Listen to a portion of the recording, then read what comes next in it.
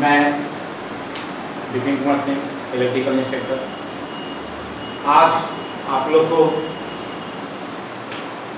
DC generator के बारे में बताना है।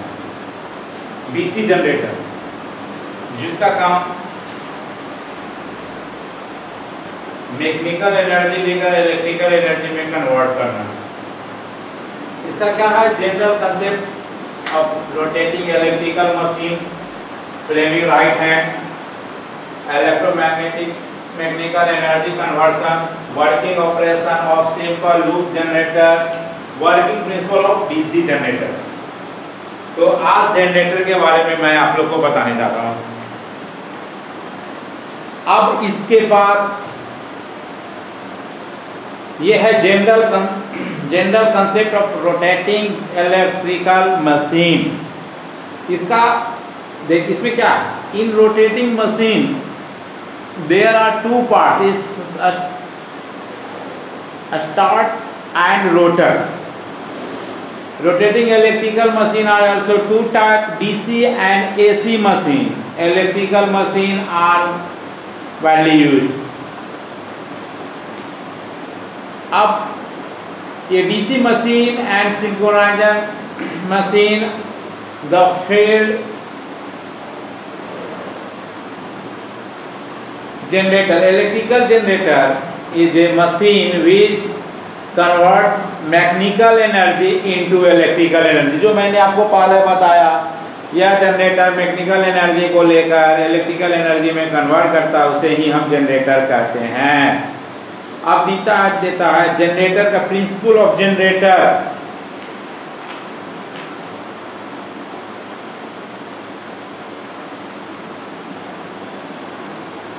क्या है?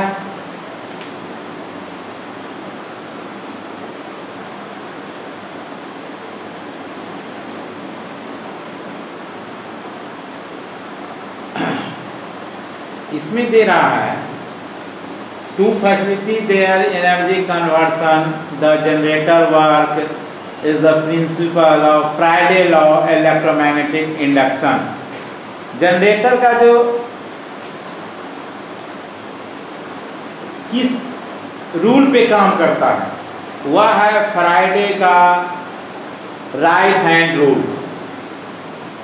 ठीक है, तो इसमें फ्राइडे दिया हुआ है, फ्राइडे लॉ इलेक्ट्रोमैग्नेटिक इंडक्शन। इसमें दिया 3 और 2 law. First law, second law. First में लॉ में क्या है? Whenever the flux into a conductor of circuit change and EMF will be induced. Second, the magnetism so of such induct EMF dependent upon the rate of change of the flux linkage type of EMF। अब दे रहा है dynamic induction EMF. ये किस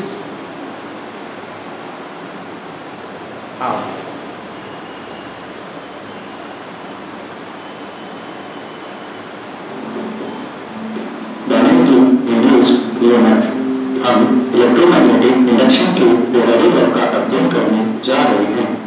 north pole, south pole, conductor, galvanometer,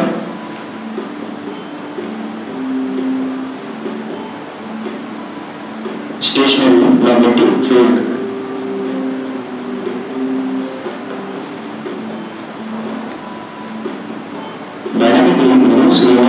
conductor एक stationary magnetic field या इसके विपरीत में चलता है। जब यह गति में होता है तो कंडक्टर में ईएमएफ इंड्यूस होता है।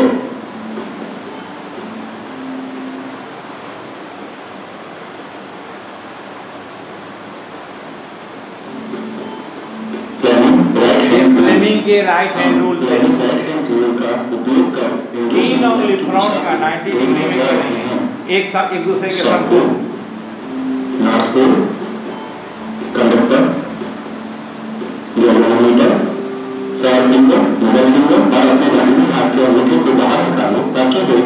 दूसरे के राइट एंगल पर हो। फोरफिंगर मैग्नेटिक फील्ड की दिशा में पॉइंट करता है।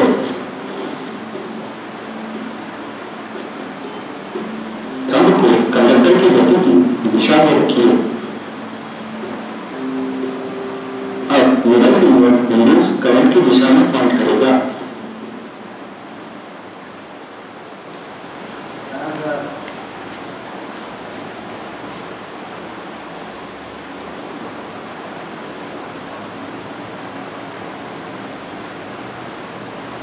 फ्लोटिंग राइट हैंड रूल के उपयोग, हम फ्लोटिंग राइट हैंड रूल के उपयोग को देखने जा रहे हैं। उसके राइट हैंड फ्लेमिंग के राइट हैंड रूल को देखिए। कंडक्टर या मैग्नेटोमीटर,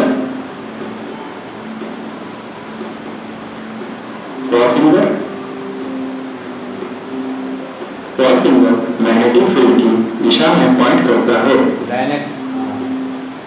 डायरेक्शन ऑफ थंब को कंडक्टर की गति की दिशा में रखिए। अब मिडल फिंगर इंड्यूस करंट की दिशा में पॉइंट करेगा।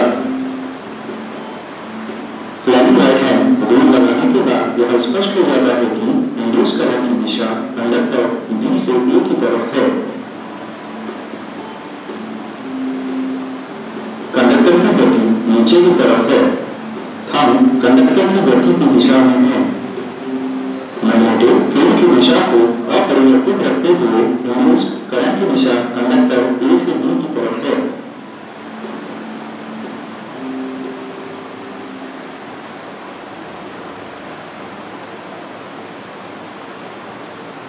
फिर से देखिए इसे। फ्लोटिंग राइट हैंड रूल के उपयोग, हम फ्लोटिंग राइट हैंड रूल के उपयोग को देखने जा रहे हैं। South pole, north pole, conductor या मैग्नेटोमीटर,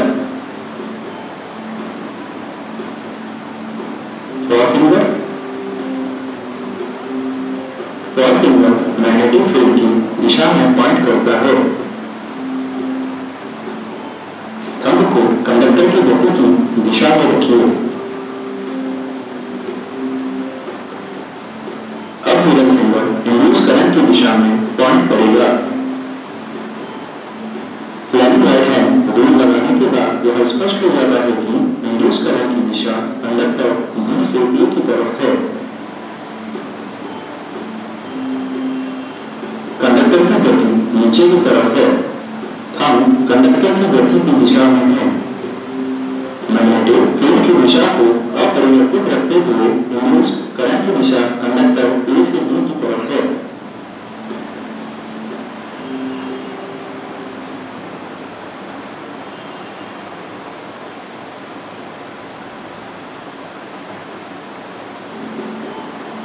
डीसी जनरेटर में एनर्जी कन्वर्जन, हम इलेक्ट्रोमैकेनिकल एनर्जी कन्वर्जन देखने जा रहे हैं। डीसी जनरेटर, एक डीसी जनरेटर एक स्टीम टरबाइन के साथ जोड़ा गया है। स्टीम लोड को डीसी सप्लाई टरबाइन जनरेटर को मैकेनिकल एनर्जी प्रदान करता है, यानी टरबाइन जनरेटर को रोटेट करता है। Shaft mechanical energy electrical energy में कन्वर्ट होती है। तार यानी प्राइम मूवर, स्पीड तार यानी जनरेटर, प्राइम मूवर यानी स्टीम टरबाइन। एक डीसी मशीन जो मैकेनिकल एनर्जी को इलेक्ट्रिकल एनर्जी में कन्वर्ट करती है उसे डीसी जनरेटर कहते हैं।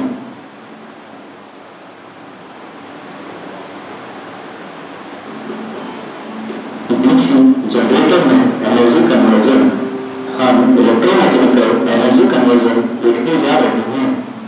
डीसी जनरेटर, एक डीसी जनरेटर एक स्टीम टरबाइन के साथ जोड़ा गया है। ये स्टीम टरबाइन वाला जनरेटर है। इसमें स्टीम दे रहे हैं, ये मैकेनिकल एनर्जी दे रहा है, ये पुल इसको घुमा रहा है और ये जनरेटर इसको पावर दे रहा है। तो ये इसका क्या हो गया, टॉर्क, जो इस जनरेटर के लिए टॉर्क का काम कर रहा है। और ये डीसी जनरेटर जो हमें आउटपुट दे रहा है, ये चल कैसे रहा है कि ये स्टीम के द्वारा, स्टीम जब देते हैं इसमें मैकेनिकल एनर्जी ये बनाता है, ये मैकेनिकल एनर्जी ये मोटर को घुमाता है, टॉर्क उत्पन्न करता है, उसके बाद इसमें ये डीसी वोल्टेज हमको बना के देता है।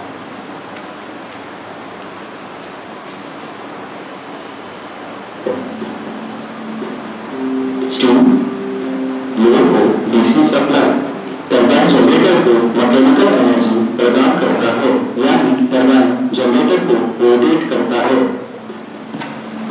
Shaft mechanical energy electrical energy में कन्वर्ट होती है। तार यानी प्राइम मूवर, स्पीड तार यानी जनरेटर, प्राइम मूवर यानी स्टीम टरबाइन। एक डीसी मशीन जो मैकेनिकल एनर्जी को इलेक्ट्रिकल एनर्जी में कन्वर्ट करती है उसे डीसी जनरेटर कहते हैं।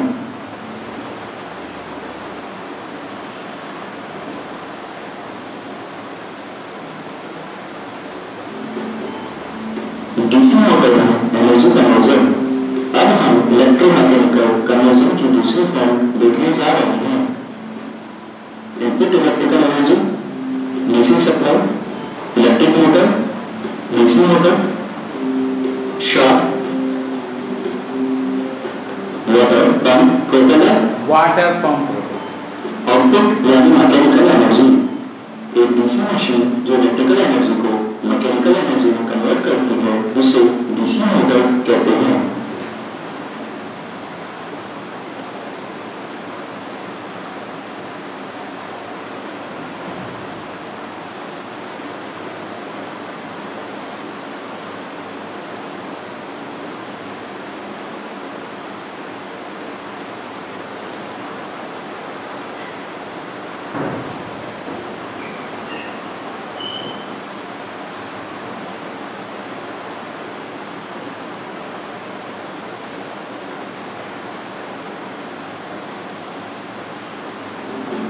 सिंपल लूप जनरेटर के पार्ट्स।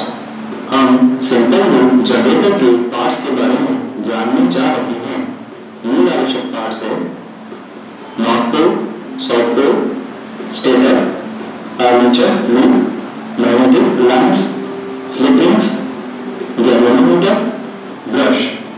स्टेटर एक परमानेंट मैग्नेट है जो एक ऐसी पोजीशन में रखा गया है जो दो पोल यानी नॉर्थ और साउथ पोल के बीच सबसे मजबूत फील्ड है।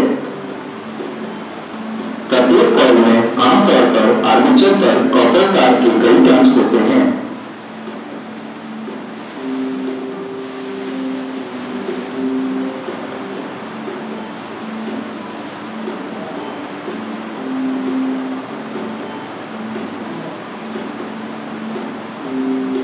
स्लिप रिंग्स एक कॉपर रिंग्स है और यह एक इलेक्ट्रोमैकेनिकल डिवाइस है जो स्टेशनरी से रोटेटिंग स्ट्रक्चर में पावर और इलेक्ट्रिकल सिग्नल के ट्रांसमिशन को अनुमति देता है। गैल्वेनोमीटर एक एनालॉग इलेक्ट्रोमैकेनिकल एक्टिवेटर है जो मैग्नेटिक फील्ड में कॉइल में बहने वाले इलेक्ट्रिक करंट के रिस्पांस में किसी प्रकार के पॉइंटर में रोटरी डिफ्लेक्शन उत्पन्न करता है। रोटेटिंग रिंग से इलेक्ट्रिकल कॉन्टैक्ट को ब्रश कहा जाता है। पुरानी मशीनों में कॉपर ब्रश कॉन्टैक्ट इस्तेमाल किए जाते थे।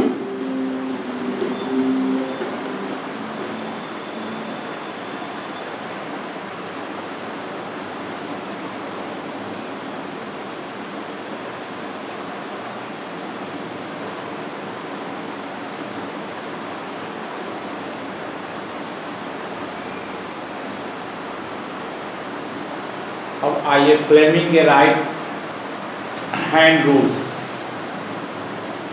फ्लेमिंग के राइट हैंड रूल्स क्या बताता है? हमको लगता है आप लोग देखें होंगे। State out the fourth finger, middle finger and thumb of your right hand so that they are at right angle one another. आप अपने दाएं हाथ के तीनों उंगली को एक दूसरे के समकोण खड़ा करें। एक दूसरे के समकोण आपको खड़ा करना है। तो आप ये उंगली आप ऐसे खड़ा करना एक दूसरे के समकोण। ये क्या बताता है? Motion, field, induction, EMF. वो दिया हो the fourth finger point in the direction of the magnetic field, thumbing in the direction of motion of the conductor, middle finger show the direction of intact EMF.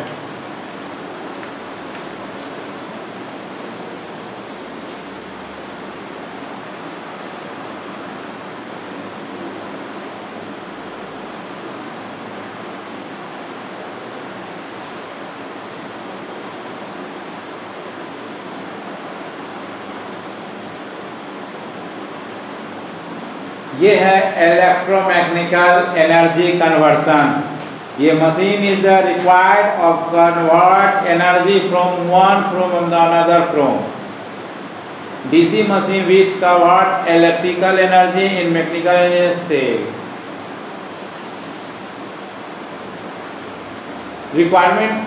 Requirement of the production of EMF. इसमें क्या? Conductor, magnetic field, relation motion of conductor.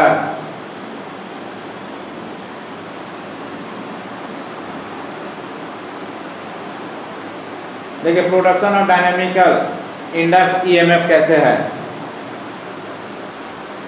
DC generator, output input, mechanical energy input, electrical energy output.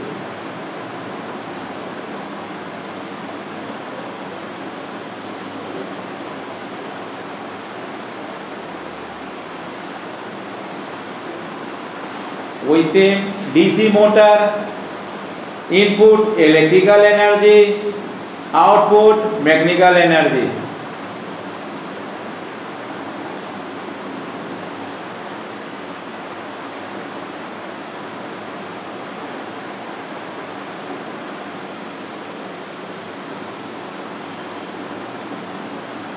अब आइए an electrical generator is mechanical which convert mechanical energy into electrical energy.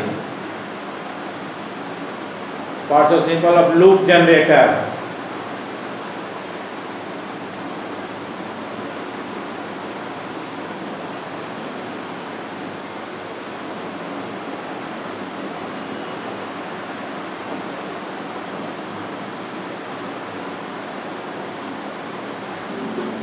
Simple loop generator के parts. हम simple loop generator के parts के बारे में जानने जा रहे हैं। ये आवश्यक पार्ट्स है north pole, south pole, stator, armature loop, magnetic lines, slip rings, galvanometer, brush. Stator एक परमानेंट मैग्नेट है जो एक ऐसी पोजीशन में रखा गया है जो दो पोल यानी नॉर्थ और साउथ पोल के बीच सबसे मजबूत फील्ड है। प्रत्येक कॉइल में आमतौर पर आर्मेचर पर कॉपर तार के कई टर्न्स होते हैं।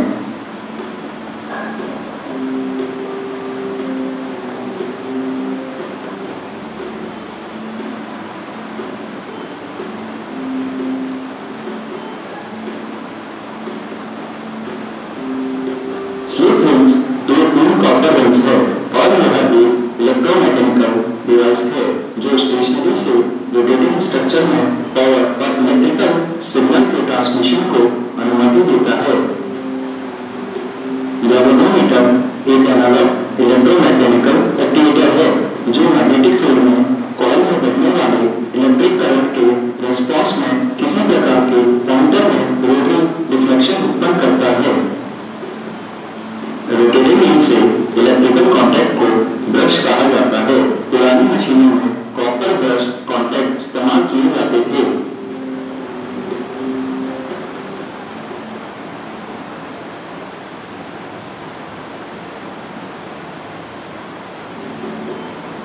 जीरो डिग्री पर सिंपल लूप जनरेटर का कार्य सिद्धांत। इस एनिमेशन में हम जीरो डिग्री पर सिंपल लूप जनरेटर के कार्य सिद्धांत के बारे में चर्चा करने जा रहे हैं। शून्य डिग्री पर आर्मेचर लूप मैग्नेटिक फील्ड के परपेंडिकुलर है। लूप कंडक्टर फील्ड के पैरेलल चल रहा है। कंडक्टर फ्लक्स की किसी भी लाइन को नहीं काटता, यानी फ्लक्स संपर्क में परिवर्तन की दर शून्य है। इसलिए कंडक्टर में कोई ईएमएफ इंड्यूस नहीं होता है और मीटर 0 डिग्री स्थिति पर मीटर शून्य इंगित करता है। इस स्थिति को मीटर जॉन कहा जाता है।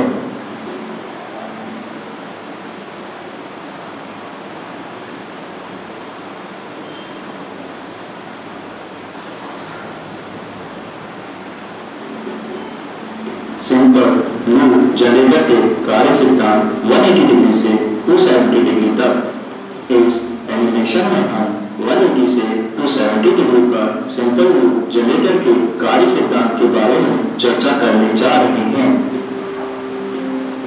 लूप 180 डिग्री से 270 डिग्री तक रोटेट कर रहा है। मैग्नेटिक फील्ड में कंडक्टर के कटिंग एक्शन की दिशा उलट जाती है। हाफ रेवोल्यूशन के बाद कॉइल के साइड्स उनकी स्थिति बदल देते हैं। अब कंडक्टर AB नॉर्थ पोल के पास फील्ड से कटता है, जबकि एक कंडक्टर से भी साउथ पोल के पास फील्ड से कटता है। इंड्यूस ईएमएफ 270 डिग्री की स्थिति पर शीर्ष मूल्य तक पहुंचता है, यानी फ्लक्स संबंध में परिवर्तन की दर अधिकतम है। तो इंड्यूस ईएमएफ अधिकतम है, यानी 20 का विभव अधिकतम। आप गैल्वेनोमीटर में इंड्यूस ईएमएफ की पोलैरिटी देख सकते हैं। मीटर रिवर्स दिशा करता है। इंड्यूस ईएमएफ नेगेटिव के 270 डिग्री पर ग्राफ में दिखाया गया है।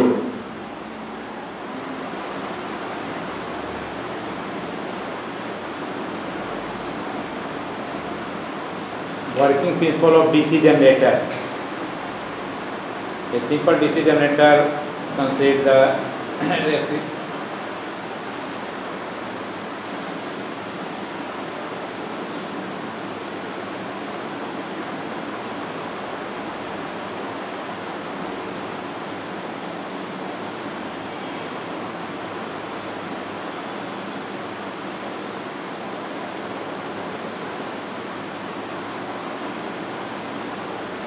अब ये बताता है construction of DC generator. DC generator का कंस्ट्रक्शन क्या है, उसके क्या क्या पार्ट हैं, डीसी जनरेटर के क्या क्या पार्ट हैं, जनरेटर की बना क्या क्या है। Construction of DC generator.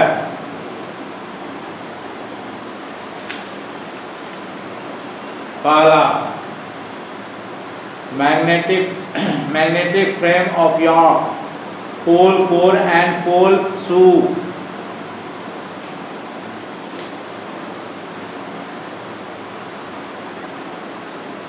Armature, commutator, brushes, bearing, end cover and shaft and pulley.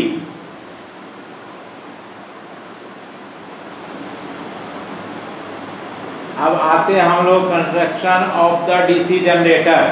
DC generator consist the following assistant part: magnetic frame of yoke बोलिए, pole core and pole shoe, pole coil, armature core, armature winding, commutator, brushes and bearing. इसमें आप generator के parts देख सकते हैं।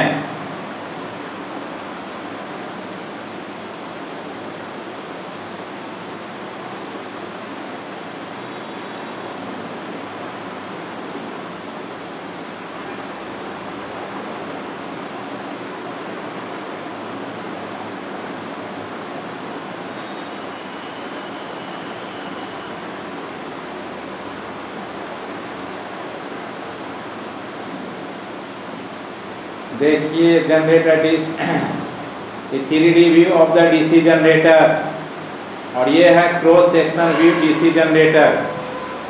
अब इसका एक एक करके हम पार्ट्स आपको दिखवाते हैं, क्या क्या पार्ट्स कौन सा है। जब तक आप विजुअल नहीं देखेंगे आपको जनरेटर के बारे में कुछ भी नहीं मालूम चलेंगे कि क्या पार्ट्स है इसका।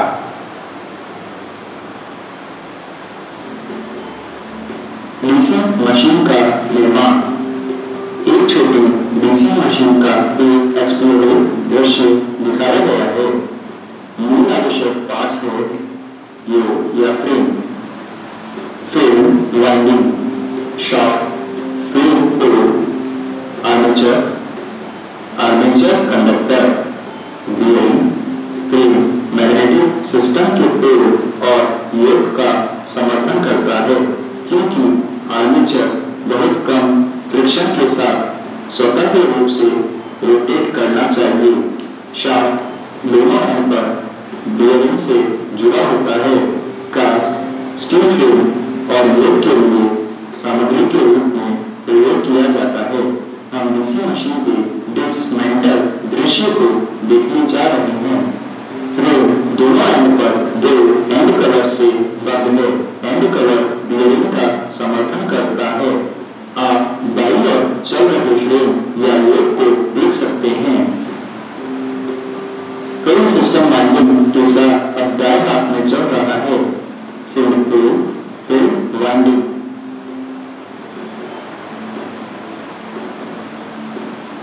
कम्यूटेटर डीसी वोल्टेज में इंड्यूस एसी वोल्टेज को परिवर्तित करने के लिए मशीन का मुख्य तत्व है।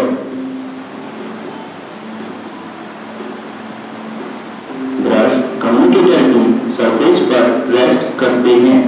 आर्मेचर रोटर पर चलने वाले कंडक्टर स्थित है, वे आर्मेचर स्लॉट है। कम्यूटेटर एंड के एक फैन नॉन कम्यूटेटर के एंड से हवा को लेता है और छोड़ता है। एक फील्ड सिस्टम को उसकी जगह पर रखा जाता है। यह फील्ड सिस्टम का समर्थन करने के लिए उपयोग करता है।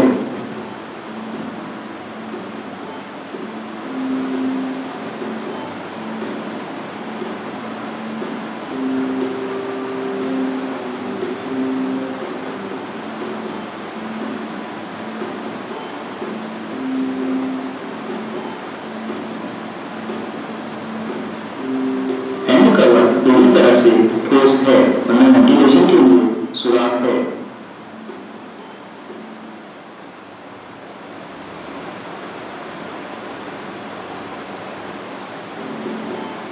ये याक है। हम योग के दृश्य को देख रहे हैं। फ्रेम कास्ट स्टील से बने मशीन का बाहरी हिस्सा है, जो मशीन से मैकेनिकल एनक्लोजर है। टर्मिनल बॉक्स फ्रेम मशीन को धूल और नमी से बचाता है और मैग्नेटिक फ्लक्स के लिए रिटर्न पाथ भी प्रदान करता है। धूल, नमी, मैग्नेटिक फ्लक्स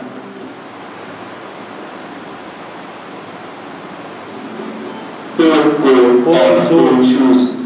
हम पेड़ कोड और पेड़ शूज के दृश्य को देखने जा रहे हैं। मूल आवश्यक पार्ट्स है शूज, फील्ड या एक्साइटिंग कॉइल। आप देख सकते हैं कि लैमिनेटेड शीट्स रेल के माध्यम से एक साथ असेंबली के रूप में स्टेप और रिवेटेड है। पेड़ को आमतौर पर एडी करंट लॉस को कम करने के लिए लैमिनेट किया जाता है।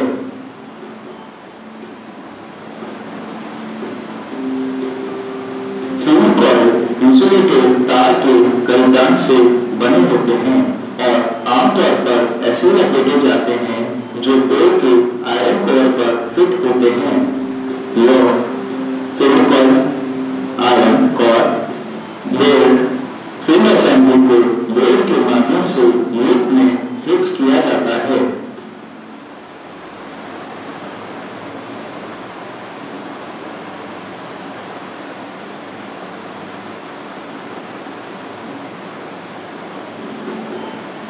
आर्मेचर कोर और वाइंडिंग।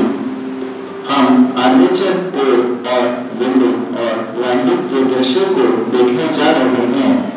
मूल आवश्यक पार्ट्स है laminated core, slot, shaft, winding. एक ड्रम टाइप आर्मेचर यहाँ दिखाया गया है। यह एक मशीन का रोटेटिंग हिस्सा है। आप देख सकते हैं पतली लैमिनेटेड शीट्स एक सिलेंडरिकल कोर बनाने के लिए एक साथ ड्रिल है।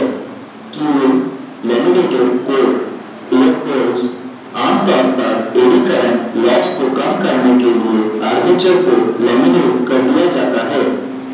लिंडिंग की रक्षा के लिए वाइंडिंग की रक्षा के लिए फाइबर पेपर के साथ इंसुलेटेड स्लॉट में आर्मेचर लिंडिंग को इंसर्ट किया जाता है। Armature winding insulated copper wire है। ओल लैमिनेशन स्मूथ रोटेशन के लिए दोनों ओर स्मूथ बेयरिंग के साथ लगाए शाफ्ट पर लगाए जाते हैं। वाइंडिंग के सिरे को कम्यूटेटर सेगमेंट से जोड़ा जाता है।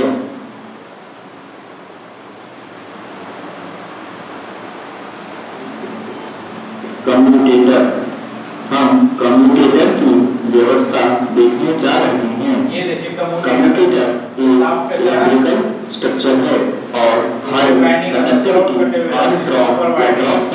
कॉपर के बीच आकार में सेगमेंट से बना है। आइसोलेटेड कॉपर सेगमेंट्स, बीच में स्लॉट में माइका पेपर डाला। ये सेगमेंट्स एक दूसरे से ये कार्बन कलर अपनी परतों से इंसुलेट किए जाते हैं। प्रत्येक कम्यूटेटर सेगमेंट एक कॉपर नट या पट्टी या राइजर के माध्यम से आर्मेचर कंडक्टर से जुड़ा हुआ है। सेंट्रीफ्यूगल फोर्स की प्रक्रिया के तहत उन्हें उड़ने से रोकने के लिए सेगमेंट्स में डी ग्रूव होते हैं। इन ग्रूव को कोनिकल मेकेनाइज्ड रिंग्स द्वारा इंसुलेट किया जाता है। आर्मेचर कॉइल कम्यूटेटर सेगमेंट की संख्या आर्मेचर कॉइल्स की संख्या के बराबर है।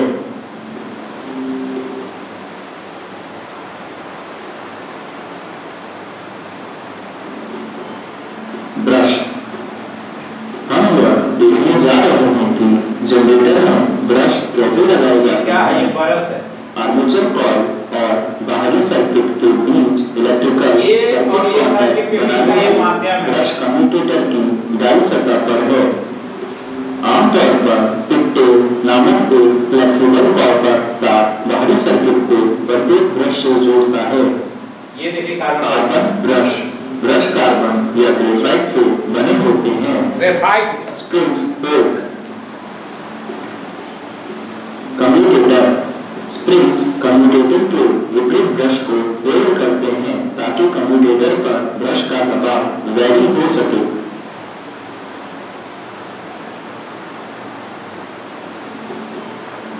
बुश बियरिंग्स, हम बुश बियरिंग्स के निर्माण दृश्य को देखने जा रहे हैं।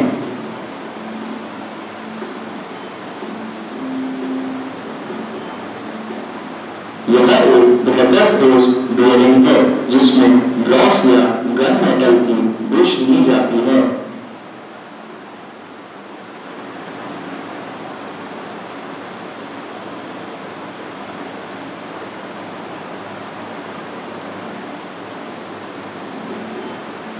रोलर बियरिंग, हम रोलर बियरिंग के निर्माण दृश्य को देखने जा रहे हैं। रोलर्स के एक्सेस समर्थित शाफ्ट के रोटेशनल एक्सेस के पैरेलल होते हैं। यह बियरिंग रोलर बियरिंग के रूप में जाना जाता है। सिलेंड्रिकल रोलर बियरिंग के रोलर लेंथ डायमीटर रेशियो 1:1 से 3:1 है।